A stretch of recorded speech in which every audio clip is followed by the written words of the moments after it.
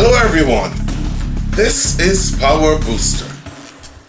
Your life speaks long before your lips ever do. Paul's words in 2 Corinthians chapter 3 verse 2 to 3 are striking. He says, "You are our epistle, written in our hearts, known and read by all men." Clearly, you are an epistle of Christ, written not with ink, but by the Spirit of the living God. Verse 3 makes it unmistakable. Believers are not just people who carry a message. We are the message. The Spirit Himself has written Christ into the very fabric of our lives, and others are reading every line. The Spirit writes Christ, but we can choose whether that writing remains visible or gets smudged by wrong behaviors.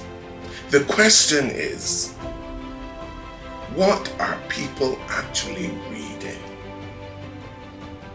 When co-workers, family members, strangers, or even enemies read your life, do they see Christ, His patience, purity, humility, courage, compassion, or do they encounter just you, your moods, your impulses, your reactions?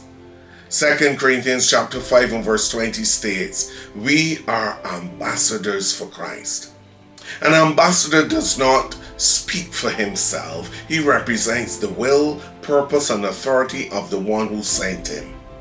In the same way, you are not free to craft your own story. Your life, public and private, is meant to be a living representation of Christ. Every decision you make, every conversation you have, every unseen moment is part of the epistle that the world is reading.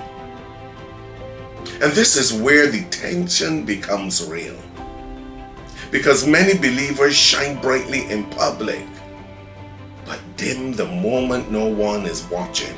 Publicly, they speak of holiness. Privately, they entertain habits that contradict it. Publicly, they talk of forgiveness, but privately, they hold grudges. Publicly, they testify of Christ's power, but privately, they live as though He is so distant. The result is a confusing epistle, one that claims Christ on the cover, but reveals self and flesh on the pages. But the Spirit of God wants to write a better and different story if you will let Him. He wants to write gentleness into your reactions, purity into your choices, truth into your speech, love into your posture toward others. He wants to write consistency so that the Christ people see when you are in public is the same Christ they would see if they could observe you in your private life.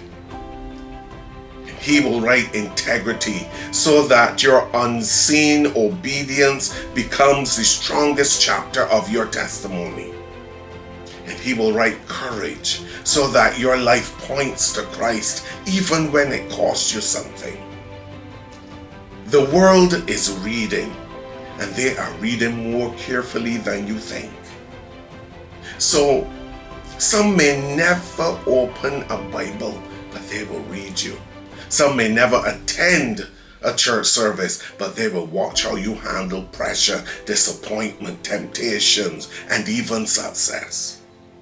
Some may never hear a sermon, but they'll hear the tone of your voice and see the purity of your conduct and experience the authenticity of your love. So today, let the Spirit write freely. Let Him erase the parts of self that can distort His message.